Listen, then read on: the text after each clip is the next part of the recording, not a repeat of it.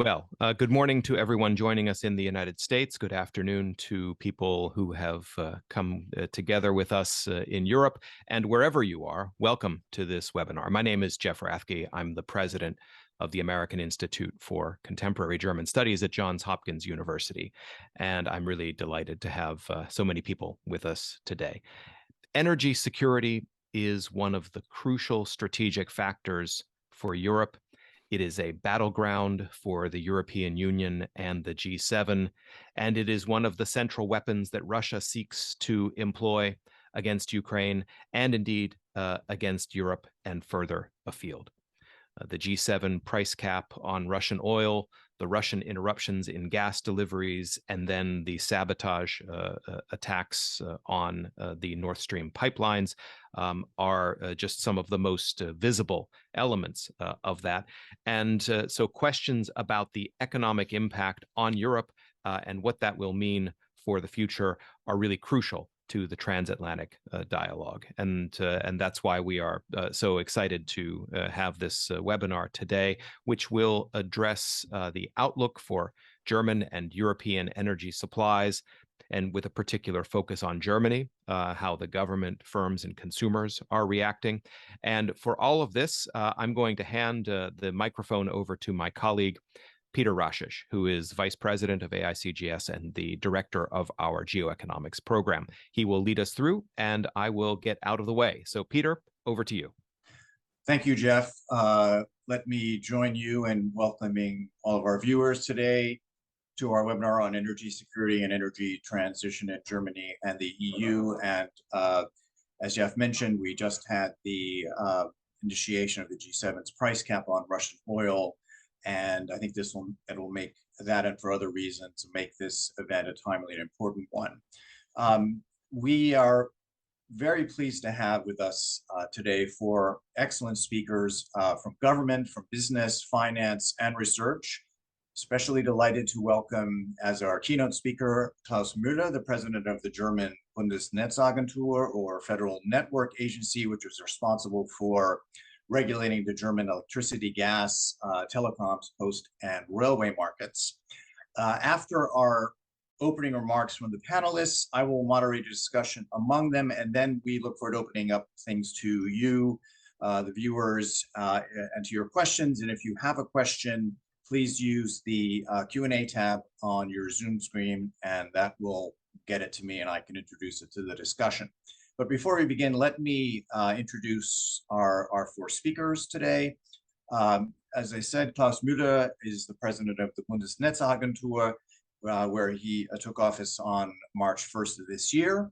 Before taking up his current role, he had been the executive director of the Federation of German Consumer Organizations since May 2014, and earlier was the head of the consumer organization in the state of North Rhine-Westphalia from 2006 to 2014. And before that, he served as environment minister for the state of Schleswig-Holstein, and also as a member of the regional parliament in that state. And he's also served as a member of the German Bundestag. Sonja Peterson has been a research associate at the Kiel Institute for the World Economy since 2002, where she headed the research area, the environment and natural resources, from 2006 to 2010. She later had a management role at the Institute in different positions, and currently heads the service unit research coordination and outreach. Since 2017, she's also held an honorary professorship at Kiel University. And Sonja is a specialist on European and international climate policy, including the EU emissions trading system and its carbon border adjustment mechanism. Andreas Schick is the chief operating officer of the Schaeffler Group. After joining the group in 1994, he transferred for 2 years to Schaeffler Brazil, where he became a production manager and plant manager. Later, he was appointed president of one of Schaeffler's North American subsidiaries, and in 2008 became president of the Transmission Applications Business Unit, where he was responsible for the company's lean program called MOVE. In 2014, he became regional CEO for Asia Pacific, based in Singapore, and in 2018, he became a member of the Schaeffler Executive Board in the role of Chief Operating Officer, where he's responsible for production, supply chain management, and purchasing. Last but not least, Holger Schmieding is chief economist at Berenberg Bank, based in London, Before joining Berenberg in October 2010, he worked as chief economist Europe at Merrill Lynch, Bank of America, and Bank of America Merrill Lynch, all in London. He's also worked as a journalist at Westfälische Nachrichten in Germany and is head of research group on East Central Europe at the Kiel Institute of World Economics, and is a desk economist at the International Monetary Fund here in Washington. So with that, Klaus Müller, it's my pleasure to turn the floor over to you. Well, Peter, thank you. Jeff, thanks a lot for inviting me. And dear guests, just let me make one remark. For German terms, it's a lot of Northern Germans in this call, which I think is quite nice because these are the more rational, quiet guys in Germany. Let's see what we can make it in this kind of discussion. Okay, just kidding. Now, thanks for this very special topic. And I would like to give you a short overview how the regulatory body, the Bundesnetzagentur, sees the situation on energy supply and energy security. First, which is at least now a no-brainer, Germany needs to make up on some heavy mistakes of its past energy politics. You all know the figures. Until the beginning of this year, Germany was depending on 55% on its gas supply on Russia. Even if this is a strange thing concerning Russia, it's definitely not a good decision to be dependent on one major energy source. And if you compare the economies in Europe, you will see that the German economy is very heavily relying on gas. And just to put all eggs in one basket, it doesn't make sense in the stock market, and it definitely does not make any sense in energy terms. But this is the situation we had until the beginning of this year. You all probably followed the very tough debate on the Nord Stream 2 pipeline, which is a project which was strongly supported by the former government, hard debated by the two new partners of the government after the last federal elections of the Liberals and the Greens. So this is the beginning of the situation of this year. Now, since I'm not an international politician and not an expert on international politics, I have not foreseen the Russian war on Ukraine. Other people spoke further about it, but I cannot say that I would have done it. So I'm in the role of managing the German energy situation since, as Peter mentioned, the 1st of March, so only 3, 4, 5 days after Russia started its war. And I just described you the terms we needed to start with. So we needed to do 3 things. First of all, we definitely needed to get more resources for importing gas, fossil gas, to Germany, and I must add to Europe. As you know, Germany is just in the middle of Europe, so one of our roles in the past, and we'll see how much it stays in the future, is not only to import gas for our own usage, but also to give it to other countries. Since we had an east-west pipeline system in the past, it was France, it was Denmark, it has always been Austria, the Czech Republic, and other countries. So if we look at the gas situation to Germany, we need to look at our national market, but at once also concerning our European neighbor countries. The situation we had was not really tolerable, at least not on a moral standard in this new situation. But nevertheless, it was not a real decision by the European institutions or by the German government. President Putin decided to shut down in steps the gas Germany was getting over the Nord Stream 1 pipeline.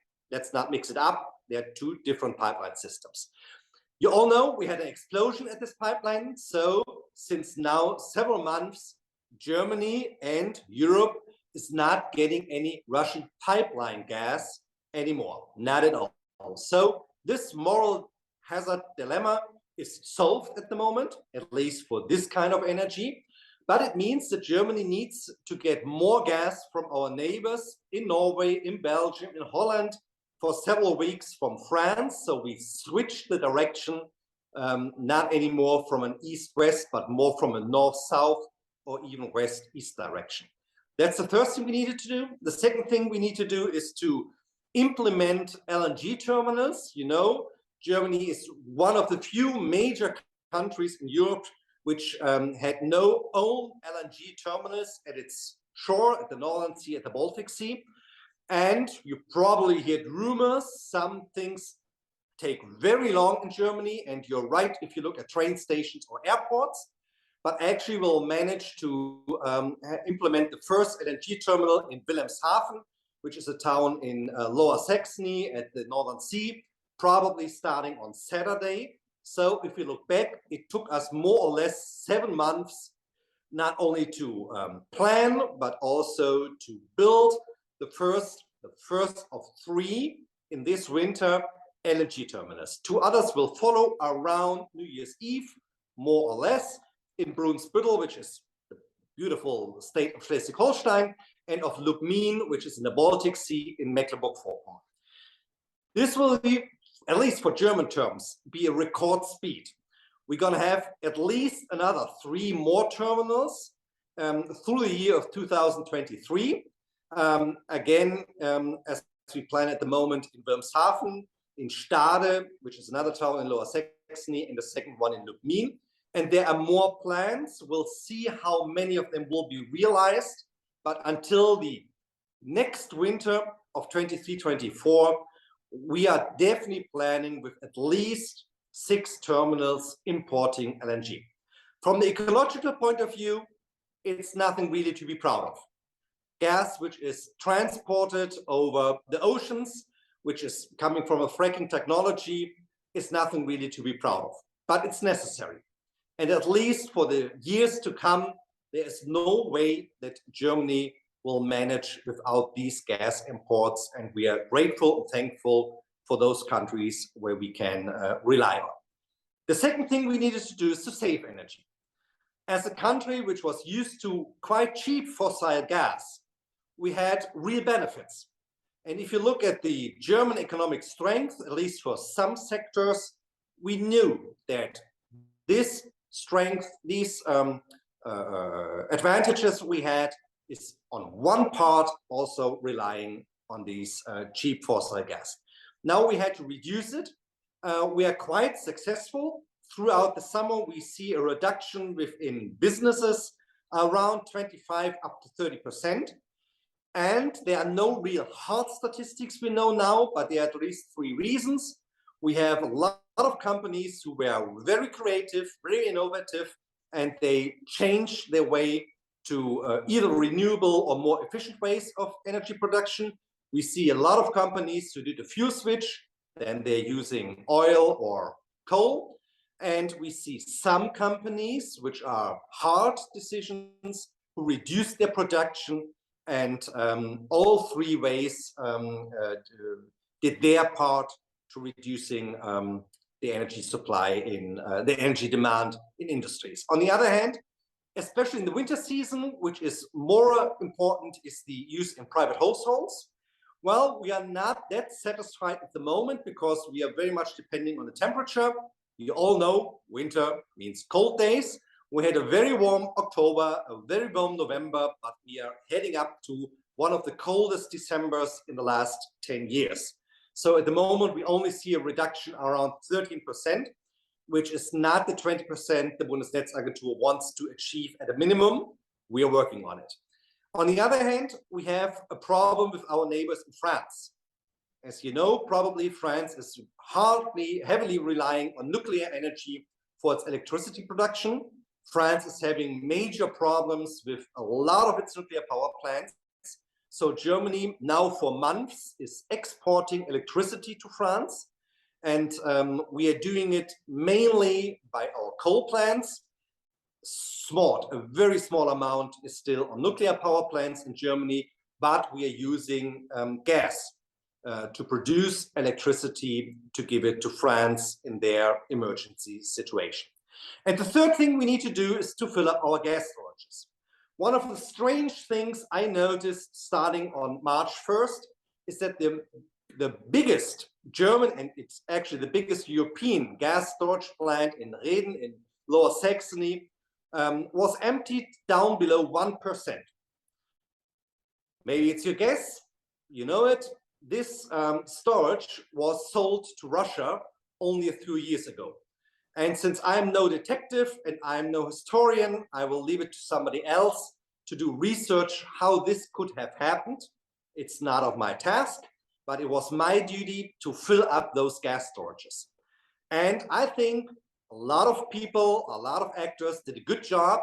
In the beginning or in the middle of November, we had the German gas storages, which are the largest ones in Europe, up to nearly more or less 100%. And I will not bore you with maths and physics, somewhere even more than 100%, just a little bit below that. It all depends on how you see it at the moment. These gas storages gives us a lot. I personally think that they did a good job in lowering the price. Europe and Germany needed to pay, at least on the spot market.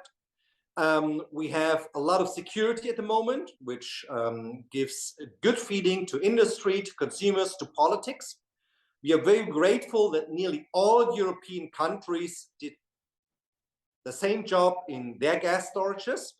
They are on absolute terms not as big as the ones in Germany, but if you look at the percentage to the consumption in other countries, they are on part of them even better because they have more gas storages comparing to the usage than even Germany, but we did a good job at this point. Now we are using the gas, which is very normal. In wintertime, we are losing around 0.5% a day. So if we could just prolong this development, well, we are probably not going to have a major crisis in this winter. We don't know. We have a January, we have a February, we have a March still to come. But at the moment, we are more relaxed than worried looking at this winter.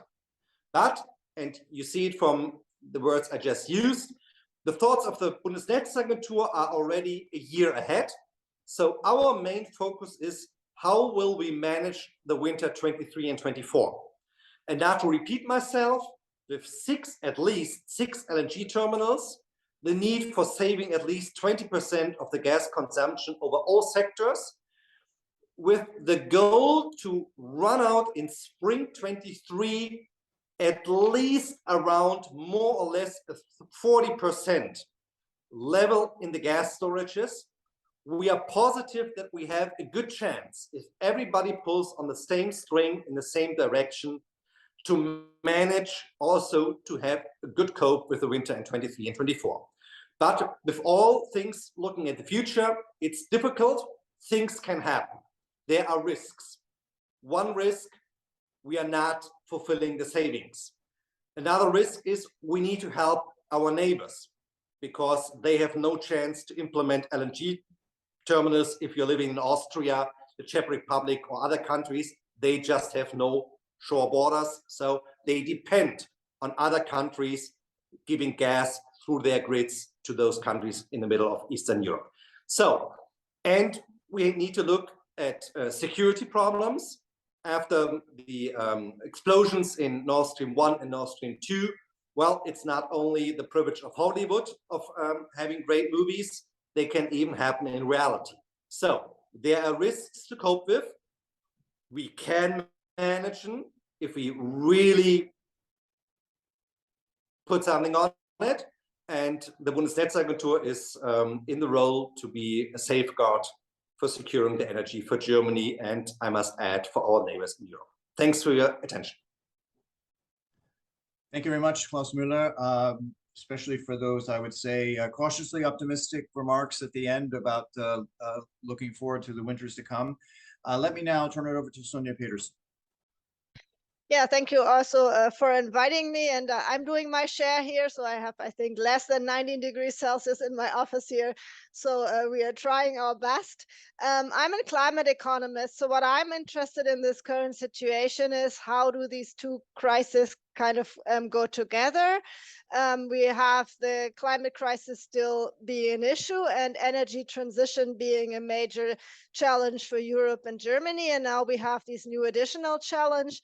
And I think that this energy transition is by now very deeply embedded in laws and regulations, and also in action in both Germany and Europe. So I think it's kind of immune against crisis, and we do have stringent targets about climate neutrality in the mid-century, which I don't think will be touched no matter what happens. But still the question is, what happens if we have this additional crisis now, and will there be a gap between targets and actions? And generally, I think there is good signs that climate policy is still very stringent. I was introduced here as an expert in emission trading system. As you might know, the major instrument in Europe and Germany for the energy transition is carbon pricing. And while we have seen a immense drop in carbon pricing, for example, after the financial crisis, carbon prices are pretty stable. So I think the market is expecting that we continue, that carbon continues to be scarce, and that one will have to save.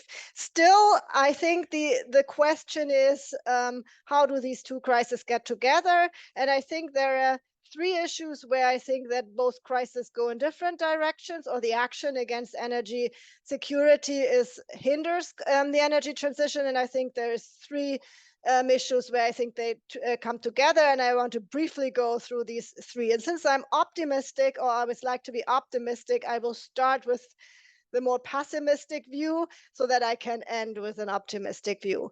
So what I currently see is that there is, of course, in every crisis, a crisis needs some attention and needs some resources. And in the moment, a lot of resources and attention is going to secure energy for Europe and Germany. That's what we've just heard.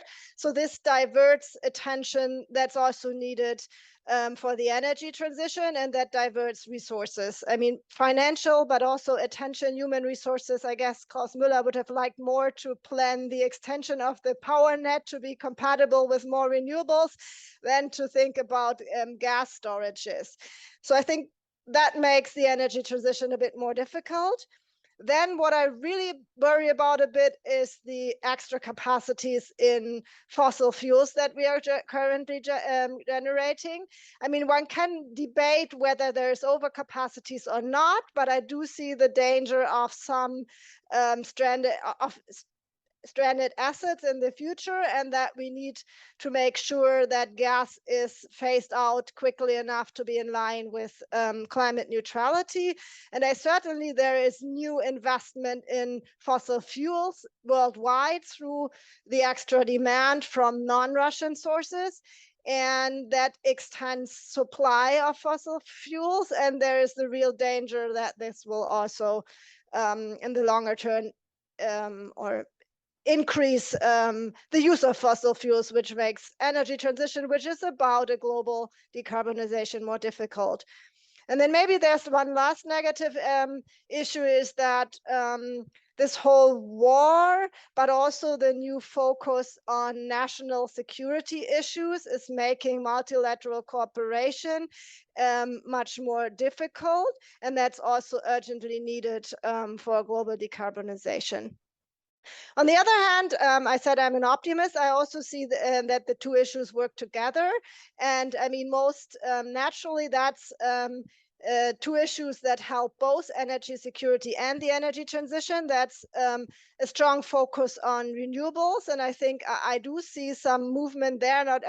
It's a tedious task to build more windmills and solar power, but I do see some positive movement both in Germany, but also in Europe. Countries that have been reluctant to focus a lot on renewables, they give more attention to that. That's positive. And then there's, of course, this energy efficiency issue, which is also that helps both.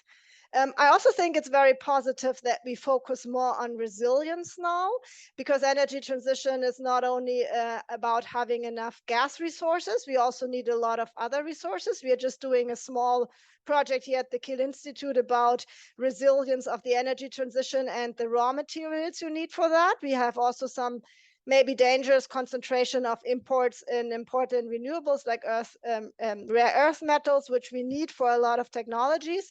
So I think it's good that Europe and Germany is also putting a stronger focus on that, so ensure that we can really do our energy transition. And then something I also think is positive is that maybe we slowly start to realize that not only for energy security, but also for energy transition, sufficiency, and maybe giving up also a bit of old habits is maybe helpful. I was always a little doubtful whether we could do the energy transition just with technological change. And I think it's a good thing that we're trying, maybe learning. That's a very strong learning also about saving energy and changing maybe habits. I think that's where I want to end. Overall, I think Europe is still following its climate policy pathways. It's extending carbon pricing, which I think is a very good thing. The discussions here go on. Since we are here US-based, one problem is probably that the US is not going for this carbon pricing option, but more for subsidies, which causes some problems for European firms that face carbon pricing. So that's something for the future, but probably not in the focus here today. So thank you very much. Thank you, Sonja. Yes, I do think that in the future, AICGS will look at those issues, but we have so much to discuss today. So that's we can put that for another day. But now to have another point of view from an economist, this time Holger Schmieding within Berenberg Bank. Let me turn it to you. Thank you very much. Germany is probably in recession as we speak. Germany is paying a price for its previous mistakes, for its over-dependence on Russia, for its previous energy policy, and to a lesser extent that applies to Europe as a whole. But, as they say, never waste a crisis. All in all, I must say, Germany seems to be rising to the challenge. Not perfectly, but at least better than I would have expected, say, 6 months ago. We have shown, as we heard from Klaus Müller, if we really have to be fast, we actually can be fast. And thanks a lot, really personally, to you, Mr. Müller, and your agency. You played a key role in preparing us for the winter, better than could have reasonably be expected. So the starting situation for this winter is not bad. Of course, we are not fully rising to the challenge. As an economist and as a citizen living in Germany at the moment, I would say I would love to have ditched a few other ideological taboos, for instance, to keep nuclear running for longer and to allow fracking in my home region, which is Emsland, northwestern Germany, which could do a lot for the environment because fracking at home definitely is less polluting for the environment, transport costs and the like, than fracking in the US is if we have to rely on that. But having said that, all in all, the starting situation is not bad. At the EU level, gas storage is at 88% of capacity, which is 9.2 percentage points higher as of the end of Sunday than the average for the reference period of the last 5 years, which is good. Let me throw a few numbers at you how German industry is coping. In October, that's the month for which we have a lot of data already, German industry used 27% less gas. How did they do it? We heard that. Let me give you some further numbers on that. Output in energy and especially gas-intensive chemical sector, which accounts for 37% of the gas use of German industry, in October was down 22.5% on where it was a year ago. That's huge. But overall German industrial output was flat on a year ago. Because, for instance, in the car industry, thanks to a few more supplies coming from Asia, output was up 6.5%. And this is roughly what I expect to the German economy to do for the foreseeable future. We have a short-term recession, yes, but we are not going down for good. We are forced to change, and we are seeing and will continue to see accelerated structural change in response to new price signals. our German comparative advantage, as economists would usually say. Where are we good at, better than others? What should we sell to the world? Is certainly no longer in gas-intensive production. I expect much of the chemicals output and the output in as few other lines of production that are very gas-intensive to probably never be switched on again, at least not fully. What we will instead see is a transition to, well, what are we going to be good at? Our engineers are not bad. Our Mittelstand is not bad. It is now, well, we may get a confirmation from Schaeffler shortly. This is now board-level priority, cut the energy bill. And I'm very confident that your engineers, Mr. Schick, that other engineers will find solutions. And in an environment where globally reducing energy consumption, and especially that of fossil fuels for climate protection reasons, will be a priority for decades to come, I'm quite confident that we, Europe, Germany, will be able to sell energy efficient solutions to the world in the future. So if 2 to 3% of our industrial German capacity basically is being switched off for good and is transferred to the US, where thanks to fracking, gas will be cheaper, and partly to Arabia, this is not a permanent loss in overall capacity. I expect growth in other sectors to make up for that at the end of this winter recession.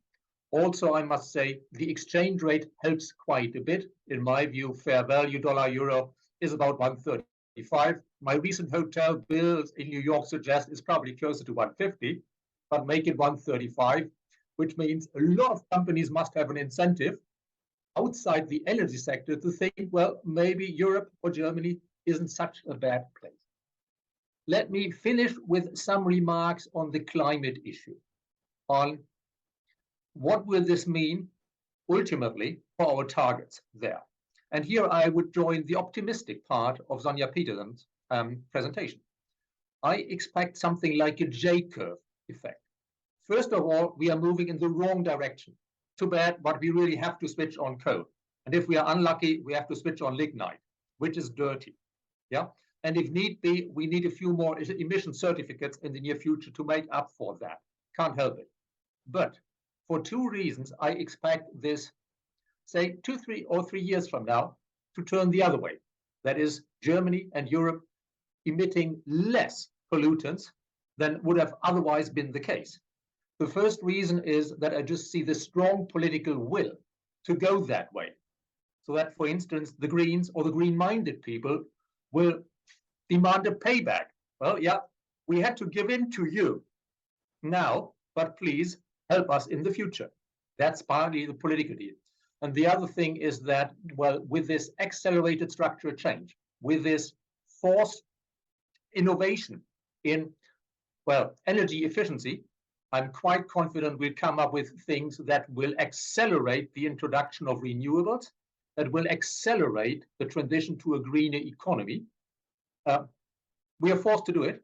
And probably in the end, that will more than offset that we also have an incentive, of course, now in the price to invest more in exploring, well, the fossil fuels around the world. So all in all, I'm fairly optimistic that 5 years from now, we would say we mastered the challenge. And in the end, it turned out to be not bad for the global climate, but possibly in the end, slightly positive for that purpose. Thank you. Thank you, Holger. I note the cautious optimism, even if the shorter term is a challenge. Looking forward, you don't see the zero sum, and that's of course welcome to hear. I'm very interested now to hear from Andreas Schick from Schaeffler, from a leading voice in industry, which is facing a number of the questions that Holger and others have raised. So over to you, Andreas. Yes, Peter, Jeff, thank you very much for the invitation. Pleasure to be with you guys. And Klaus Müller and colleagues, greetings from southern Germany to you guys in North Germany. For those of you who don't know Schaeffler in that specifics, let me just give you a couple of facts to Schaeffler. So we are automotive and industrial supplier. We have about 15 billion euro of sales annually, and We have 75 factories globally and about 80,000 people. We stand for product innovation. Engineering was just mentioned by Mr. Schmieding. I will get back to this, but as well in combination with innovation of products, always together with manufacturing and excellence, and with manufacturing, obviously, then we get very specific to the energy topics. For us as the industry, the environment since pandemic has become more and more challenging. The challenges have been accumulating year over year. Obviously, we all have experienced during the pandemic the disruption in the supply chains, all this difficulties to transport, the difficulty of logistics, semiconductor issues, and then this was leading into the recovery of the industry after the pandemic, led to significant material price increases, and now again another challenge that was already explained here, specifically in Europe, the energy crisis. So for us, the industry and the industry that we are in, automotive and industrial supplier, the topics are really accumulating. The challenges are accumulating. We as Schaeffler, we are committed to sustainability. It was just touched on. We developed a climate action plan that we will execute step by step until 2030. We think, and we are convinced as we do this at Schaeffler, we need to think things holistically, and especially sustainability. We need to think it from the beginning to the end. This starts with sustainable green products, sustainable purchasing, sustainable material, and it ends with sustainable production. As targets we have given us, we want to be CO2 neutral in all our production globally by 2030, and holistically in the whole supply chain, we want to be fully climate neutral by 2040. Now the question from a global automotive and industrial supplier, what are the top priorities in this transformation, in our overall business transformation, and what does it mean for the energy transformation? And there's, for me, three main answers and targets that we should discuss about.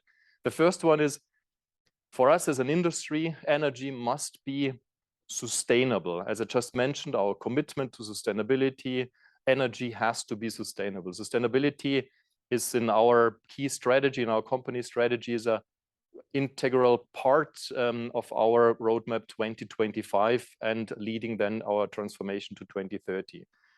And I think this is very important now, because obviously now, and again, I just can as well repeat what was said, I really appreciate of the Bundesnetzwerk and to Klaus Müller, all the efforts that has been done now to fill up the gas reservoirs. But moving forward, at least that's our understanding, sustainability was and will remain crucial for our success in the future. Now, so we cannot do any compromises now saying, due to energy issues, let's forget about this for the next 5 years. Let's get fully in with coal and other topics. That's not an option. That's definitely not an option for Schaeffler. I want to give you some numbers, some examples. Our electric energy, the target is that we have this 100% renewable by 2024 worldwide. In Germany and China, we are already 100% renewable. Now, the second target, or the second answer, is energy must be available. Now, in all forms, energy needs to be available. Otherwise, we cannot perform. We only are successful in a growing, in a transforming a company if the energy supply is reliable. And I want to give you an example, and I go a bit to our suppliers. Maybe you have seen this in our transformation. One of our key materials that we utilize is steel, and in many of the industries, especially here for Schaeffler, we have started a close collaboration with the Swedish startup H2 Green Steel. So it's the first steel factory being built here in Europe since more than 20 years. And it's quite interesting. So where is this done? This is done on the very north of Sweden. Why there? Because there you need, and this is really CO2, significantly CO2 reduced steel. You could call it almost green steel. And this is done through a different process, hydrogen-based direct iron ore reduction. But the important thing is the energy that is needed is significant. And there in North Sweden, the energy is available and it's sustainable. So we need to think about these things. Now, so where is energy available? And this will affect for us as companies, will affect our footprint. It was already touched on. We have started even before the crisis, and now we are accelerating it. We need to move away from gas from a sustainability perspective. But this, again, moving away, doing a fuel switch, maybe to hydrogen, but especially to electricity. Now we electrify our manufacturing. This will increase the demand on electricity. Now the question is, again, where do we get the electricity from, and how is the demand increasing? So it will be even more challenging by doing this move towards electricity. And it was mentioned already, efficiency measures. Yes, we have those. Yes, we are as well committed to achieve 20% on efficiency measures. And there's lots of ideas, especially on our engineers. But again, I just want to show you the industry is transforming to electric mobility, electrification in the industry. So there's more and more demand. And we need to really get an honest and true picture of the demand of electricity over the next 5 and 10 years. And how is the capacity, how is it going to be generated? So what do? We are Schaeffler, and this is the third comment. Energy needs to be affordable. So we at Schaeffler, we drive our own energy generation, and the energy generation is an internal target that again is part of our climate action plan. We said we need to start this, and we have clearly committed ourselves by 2030 that 25% of the energy that we need within our operation will be self-generated. And again, here I speak about the global situation, not only about Germany. We have started many activities, many projects. Currently, it's about 25 PV projects, solar panel projects that gives us more than 25 megawatt peak. These are in the pipeline for 23. And again, now to the third point, energy must be affordable. The example of H2 Green Steel shows this. We need to go there where it's sustainable and affordable, and there we need to as well find our solutions.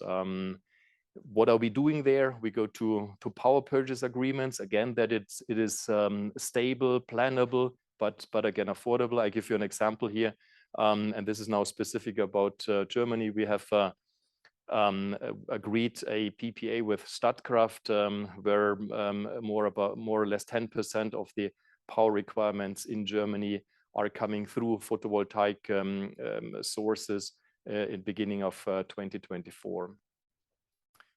So let me conclude. With some key statements. The high energy costs that we have been facing as an industry, especially here in Germany, are and now are being accelerated, are definitely a competitive disadvantage. We in Germany, we are with, if we compare us, and that's we as a global company, we obviously do that. We need here in Germany, we need to really speed up with the projects, with energy generation, energy storage. We need to facilitate the overall environment. Otherwise, this will further become a disadvantage.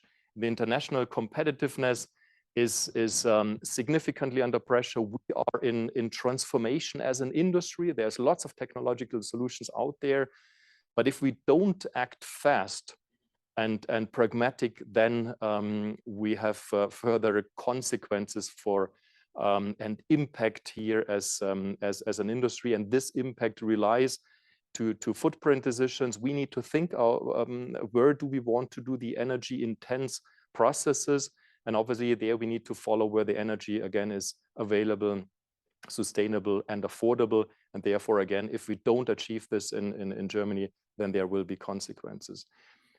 I think the colleagues, Klaus Müller and the colleagues, explained it well. There has been a lot of focus for this winter, in my opinion, that the real challenge will be then the winter 23-24, to really see then how do we then, what has then changed until then, how successful have we been to really do the changes to other technologies, how successful have we been to become more efficient. But I believe the next winter will be a true challenge here for us in Germany and in Europe. The positive, again, to end with something positive, a crisis is always an opportunity. And as I just pointed out, we have this energy disadvantage here. So now this is an opportunity to really deepen, to accelerate the topics that facilitate energy generation, price level, and even the trade. Now we're speaking here about Germany-US trade, and even that could be an opportunity. And I really hope that we all together take this moment. I want to conclude, sustainability remains our focus at Schaeffler. There's no option to interrupt the implementation of our sustainability roadmap. We want to be very consequent. And with this, I look forward for the discussion with you and the colleagues. Thank you very much. Thank you very much, Andreas. If I could, to start with, I think all of you have rightly mentioned the important work that you, Klaus Müller, and your colleagues are doing at the Bundesnetzagentur.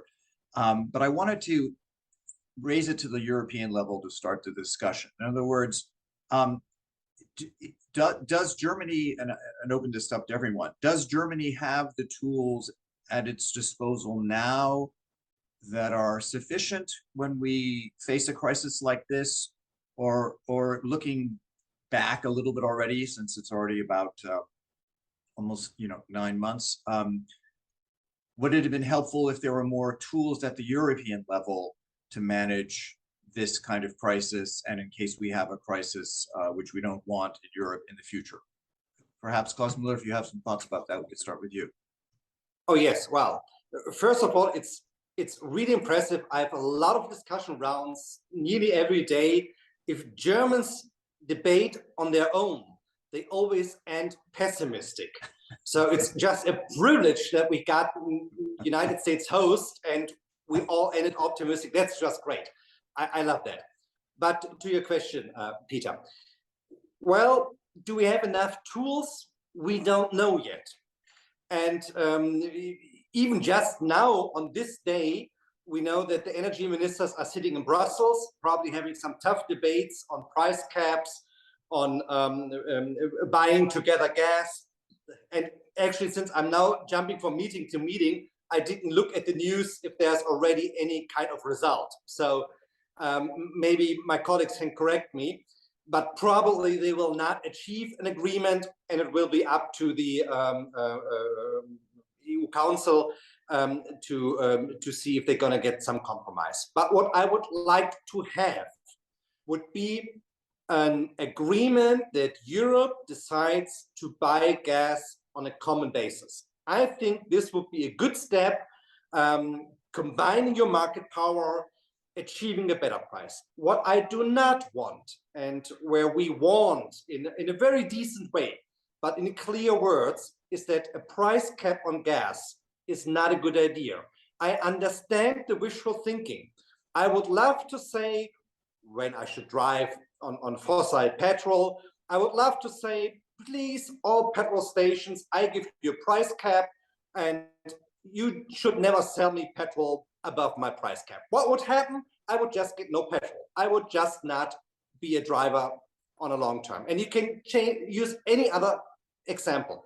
So if Europe would go this way of capping its price, I would be very pessimistic that this is a good idea. So there are things we need and things we do not need. I really agree to all my colleagues saying we need to do better on efficiency, on saving energy, gas, and also a little bit on electricity. We did some good steps. We need more measurements. And the Bundesnetzagentur would always choose a market-based instrument. So my plea is always, let's do it with a good price, a price which is foreseeable, which gives you a lot of planning security for the companies. Let's not do too much micromanagement. The companies will decide, but they need a clear price signal. This is something, as Sonja mentioned in the beginning, which is on track, but we need to stay on track. So we should not give in to any kind of compromise on these points of view. And what we need, and what we are actually working on as the Bundesnetzagentur, is what is a good framework on grids, on regulation if it's wanted, on investments, on hydrogen. And I personally believe that if there is, well, I don't use the word of a good crisis because it's very cynical if you as a regulatory authority talk about crisis. Holger and Andreas are a little bit more free than I am. But if there's a chance from this situation, then that Germany really needs to jump to green hydrogen. And I see that the speed we had caught up on the last months, that's what we need on our shores concerning electrolyzer, concerning the grids, concerning great technology, which is up to come. And what the Bundesnetzagentur really wants to work on is to build more grids to transport renewable electricity on one hand, and hydrogen on the other hand. We do it very closely interlinked with our neighbors, closely to France and other states. And if we can make this up, then I'm quite optimistic we got a good chance. Any other comments on the EU aspect? Yeah, yes, if I may. Or Sonja first? Sonja, and then Holger. Okay. Yeah. Thank you. Thank you very much. I think we don't yet know exactly what a good policy mix is to account for resilience issues. I mean, a lot of resilience is about having options, and options are costly. So the question is, who's going to pay for that, and how do you do it with? And I agree with Klaus Müller. There was probably minimal market intervention, because a lot of things that we are talking now about is really more or less heavily intervening with market forces. And we do have this, I mean, here at the Kiel Institute, we strongly believe in market forces. We believe in free trade, and we are a bit skeptical about throwing money at everything. And that's what's happening a lot in the moment in different aspects. So I think there still needs to be a good balance of how do we address resilience with what kind of policy instrument. And I mean, I guess in an acute crisis, it's fine to throw money at a lot of things if you do have money like Germany does, but you really have to think about this more carefully. Where do you need to use your money for? What do you want to pay it for? And also, whom do you want to support with high energy prices? And I think one thing Germany should definitely work on is to find a mechanism to pay back money, at least per head, and more targeted than they did so far. That's certainly one thing I think is important, both for crisis situations and for the energy transition. Holger. Yes, first of all, Europe continues to innovate crisis by crisis. Crises are basically the mother of innovations. And we've seen that a lot. When the world is despairing about Europe, Euro crisis, we come up with something, whatever it takes. Yeah. In response to the pandemic, we had the Next Generation EU, the Euro 750 billion program. We don't know whether we have enough tools, but history tells me if it's bad enough, we in the EU will find the tool to deal with it. And all in all, by our standards, we are not badly on track. I take the late night sessions in Brussels anytime over some of the things, over the gridlock in US Congress that we occasionally have. Also, as to the winter thereafter, I'm a naive economist. One thing we learned early from the textbooks is that people react more to prices the more time they have. That is, just let the current prices work for another year, and the engineers will hopefully come up to find the savings that you, Klaus Müller, need them to make to be sure that the next winter will be okay. So I have a winter recession for this winter, but not for the winter thereafter. Andreas. Yeah, maybe Peter, if you allow me as well to add here, and I would like to go a little bit into the technology discussion here. And so, first of all, everything that is said, obviously we need to look into this from a European holistic perspective. I think it was mentioned again, how do we need to help support each other. But again, if we speak about energy generation, as where is energy coming from, sustainable energy generation grid, how the grid needs to be, and I move a little bit more towards electricity and not hydrogen at this moment. So how the grid needs to be facilitated and further enhanced. But I want to stress the point specifically about storage. Now, so we all know that the system needs to become more efficient.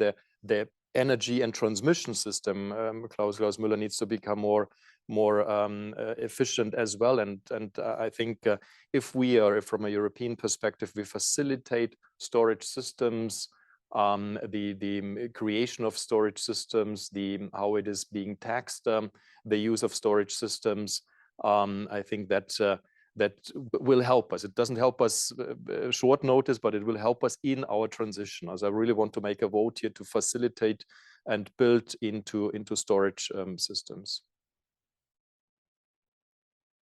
Thank you. We have just a few more minutes left, but I wanted to pick up on something that I will try to tie together. Something that some comments from a couple of you. Sonja, you mentioned earlier about the investments in gas, especially, I guess you meant in LNG, and you posed the question whether there'll be necessarily be some stranded assets, but then we also had some discussion about hydrogen. And so my question is, can we be optimistic that some of these investments in LNG terminals can also one day be used for the purposes of producing green hydrogen? And then my related question is looking more at the real economy. We also talked a bit about, I think maybe it was Andreas, you or perhaps others talked about shifting to electricity. So is this, when we look at where the German economy is going to be in a few years, can we say that there's a chance that these current investments can have a longer life if they also can be, repurposed towards green hydrogen for electricity? And also, can we say more broadly that companies that are able to make that transition to use electricity, particularly green sources, are in the future going to be the ones that are going to be the most competitive in the German economic landscape? Anyone like to start on that? So I can start if you want me, Peter. So I think, or I hope that was my message in my introduction as well, that we are absolutely convinced now that only if we find a sustainable way of operation, a holistically sustainable way of operation, including energy, this is our license for operations long term. We are fully committed to this. The other perspective, absolutely. Now again, hydrogen will be a future relevant sustainable energy carrier, and any investment in that direction is positive. Again, to generate the hydrogen, it's about electricity, and the question is again, where do you get the electricity from? One advantage that I think, especially here in Germany, we do have, though, is we have an excellent gas pipeline system throughout the whole country, and this can be easily then used as well, not only for natural gas, it can be utilized for hydrogen, green hydrogen. And again, this is even an advantage now to deliver electricity over longer distances is not very efficient, but to deliver hydrogen is easier. So that's a perspective that can facilitate now the distribution. The existing pipeline system in Germany can facilitate this transition to green hydrogen. Anyone else? Maybe I can add thoughts. Okay, Sonja, and then we'll close with you, Klaus. That's perfect. Yeah, that's perfect. So I'm not an engineer. From what I understand, there is some flexibility to use some gas or LNG infrastructure for hydrogen, but not completely. I do agree that, at least from what I've seen, all studies about decarbonizing Germany, Europe, the world, whatever, do include a lot of hydrogen. It depends on the assumptions you have, how much, but I think one should be clear that it will be scarce, at least at the very beginning. So one needs other measures as well. I think it would be too easy to say we can just replace current, I don't know, syn fuels instead of gasoline and diesel. I think we do need to make sure that we have enough energy efficiency improvements, that we have enough renewables to produce hydrogen, and that we use other options as well. I don't think it will solve everything, but hopefully it will be a major contribution to decarbonization. Great. Yes. Well, we'll end where we started. Over to you, Klaus. Yeah, and just quickly, I just wanted to agree with Andreas, but I just would not use the word easily. So if it would have been easy, everybody could do it. It's a tough challenge. It's on technical points of view. It's not that easy to put hydrogen in the form of fossil gas grids, but it's manageable. And it's a great task for companies, for scientists, for regulators, how we can do it as most efficiently. And I'm very optimistic this should be the main debate in Germany and Europe in 2023. Well, I want to thank all of you for contributing in December of 2022 to this debate that is going to be intensifying next year in Germany. And I want to thank you also for, I hope I'm not exaggerating to say, again, reasonably optimistic view that if we look in a few years, if we look back, we'll be able to say that Germany managed this this transition. Of course, before then, we look forward to cooperating with you to discuss all of these issues. So thank you, and I look forward to our future cooperation. We also thank all of our viewers today. I hope you found this as interesting as I did. Why don't I take the opportunity to wish you all very nice holidays as we're going into the end of the year. Thanks again. Bye-bye. Thank you. Thank you very much. Bye-bye. Bye.